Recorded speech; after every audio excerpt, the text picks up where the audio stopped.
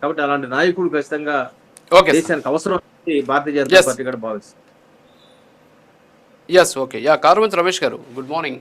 So ఏంటి అంటే ఇదంతా కూడా ఒక పార్టీకి సంబంధించినటువంటి కార్యక్రమంగానే చూడొచ్చా, లేకపోతే ఇందులో ఏమైనా హిడెన్ ఎజెండా ఏమైనా ఉందా? ఎందుకంటే పవన్ కళ్యాణ్ గారు ఈరోజు ఆయన ఢిల్లీకి వెళ్ళి ఢిల్లీలో కార్యక్రమం నిర్వహించడం, సో ఆంధ్రప్రదేశ్లో పెట్టొచ్చు, సో ఇక్కడ ఆయన అధికారంలో ఉన్నారు, కానీ ఢిల్లీలో పెట్టడం వెనక ఉద్దేశం ఏంటి? అంటే దేశ సమగ్రత అనేటటువంటి ఒక పదం కారణంగానే ఆయన అక్కడ పెట్టారనుకోవచ్చా, లేకపోతే దీని వెనక ఏమన్నా ఉందని మీరు భావిస్తున్నారా సార్? రాజు గారు, ముందుగా మీకు ప్యానల్ ఉన్న సభ్యులకు అలాగే ప్రైమ్ నైన్ ప్రేక్షకులందరికీ వెరీ గుడ్ మార్నింగ్ అండి.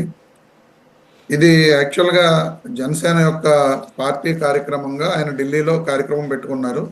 దీని మీద పెద్దగా వైఎస్ఆర్ కాంగ్రెస్ పార్టీ తరఫున విమర్శలు చేయడం అవన్నీ కరెక్ట్ కాదు. కాబట్టి నేను విషయం చెప్పదలుచుకున్నది ఏంటంటే, పవన్ కళ్యాణ్ గారు మొన్న తెలంగాణలో ఇష్యూ జరిగింది, ఇప్పుడు విల్సన్ గారు కూడా మాట్లాడటం జరిగింది.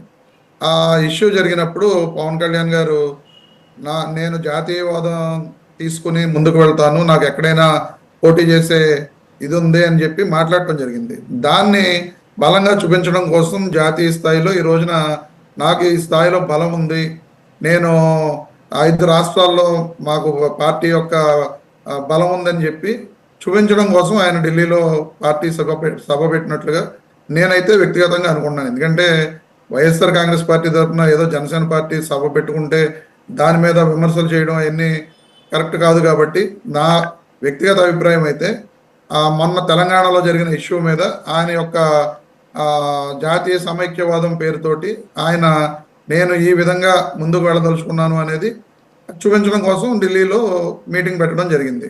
సరే, ఇక మీరు చర్చ పెట్టారు కాబట్టి దాంట్లో డిఫరెంట్ టైప్స్ ఆఫ్ పాయింట్స్ మీరు అడగడం జరిగింది. ఏంటంటే ఏపీ, తెలంగాణ, కర్ణాటక, తమిళనాడు వివిధ రాష్ట్రాల్లో జనసేన పార్టీ విస్తరిస్తుంది అని చెప్పి చెప్పడం జరిగింది. ఇక అంటే విమర్శ కాదు అన్న విమర్శ తప్పదగ్గేది, ఎందుకంటే మీరు చర్చ పెట్టిన తర్వాత తప్పని పరిస్థితి. దీంట్లో ఏంటంటే అసలు ఆంధ్రప్రదేశ్లో జనసేన పార్టీ పరిస్థితి ఏంటి? ఈ రోజుకి కూడా ఆంధ్రప్రదేశ్లో జనసేన పార్టీ సంస్థాగతంగా పూర్తి స్థాయిలో నిర్మాణం అనేది లేదు. గ్రామ స్థాయిలో ఎక్కడా కమిటీలు లేవు, పార్టీకి ఎక్కడా కూడా బూత్ లెవెల్ ఆయన చెప్పినట్టు పవన్ కళ్యాణ్ గారు చెప్పినట్లుగా మనకి బూత్ లెవెల్ కమిటీలు ఉన్నాయా, 100 మందిని మనం ప్రతి బూత్లోనూ మనం అటాచ్ చేసుకోగలమా, మనం వాళ్ళని బూత్ లెవెల్ ఏజెంట్లుగా పెట్టగలమా అని చెప్పి ఆయన స్వయంగా చెప్పినట్లుగా ఈ రోజుకి కూడా ఎక్కడా కూడా బూత్ లెవెల్ కమిటీలు కానీ గ్రామస్థాయి కమిటీలు కానీ సంస్థాగతంగా పార్టీ నిర్మాణం కానీ జనసేన పార్టీకి ఆంధ్రప్రదేశ్ రాష్ట్రంలోనే లేని పరిస్థితి. ఈ రోజున ఎక్కడో దాకా, ఎందుకంటే తెలుగుదేశం పార్టీ ఎస్ఐఆర్ మీద మీటింగ్ పెట్టింది, వైఎస్ఆర్ కాంగ్రెస్ పార్టీ ఎస్ఐఆర్ మీద మీటింగ్ పెట్టింది, కాంగ్రెస్ పార్టీ కూడా వాళ్ళ బూత్ లెవెల్ ఏజెంట్లు అన్నింటినీ మన చీఫ్ ఎలక్టోరల్ ఆఫీసర్కి పంపించడం జరిగింది.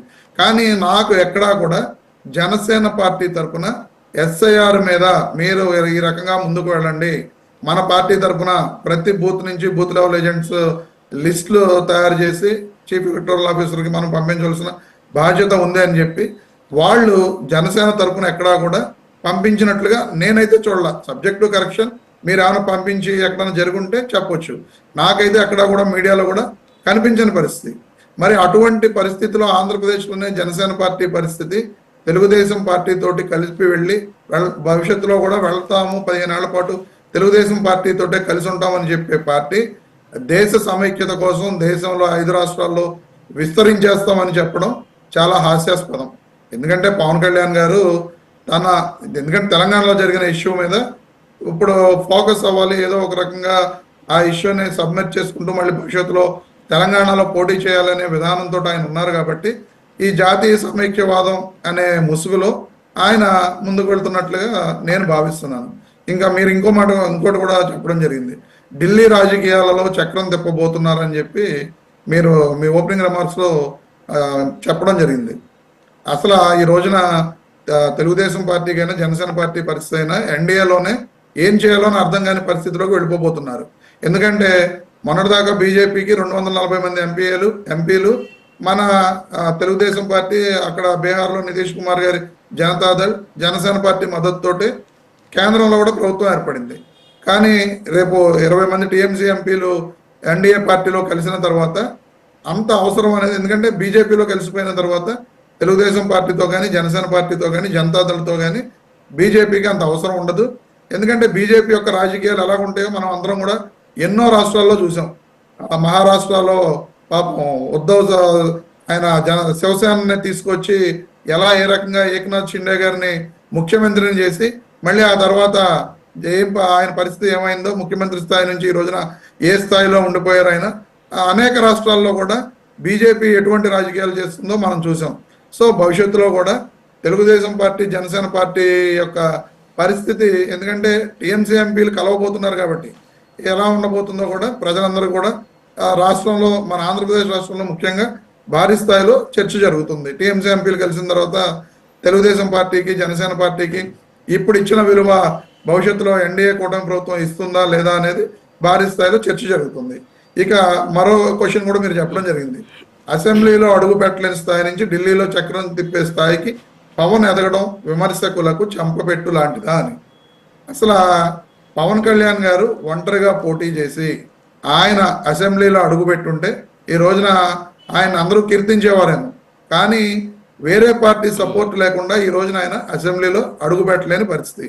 అటువంటి పరిస్థితుల్లో ఈయన ఢిల్లీలో చక్రం తిప్పే రాజకీయాలు చేస్తారు, ఇది విమర్శకులకు చెంపపెట్టా అనేది చాలా హాస్యాస్పదమైన మాట.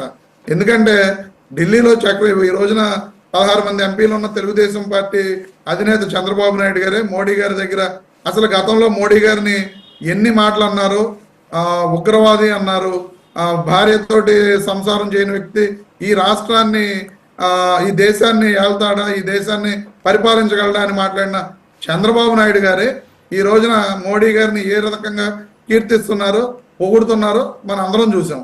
సో అటువంటి వ్యక్తికే అక్కడ దేశ రాజకీయాల్లో చక్రం తిప్పే పాత్ర లేదు.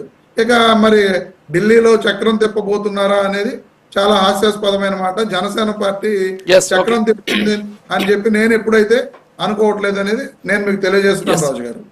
ఓకే, యా తిరుత్తూరు వేణుగోపాల్ గారు, యా రైట్. రమేష్ గారు ఏమంటున్నారంటే ఇప్పుడు పవన్ కళ్యాణ్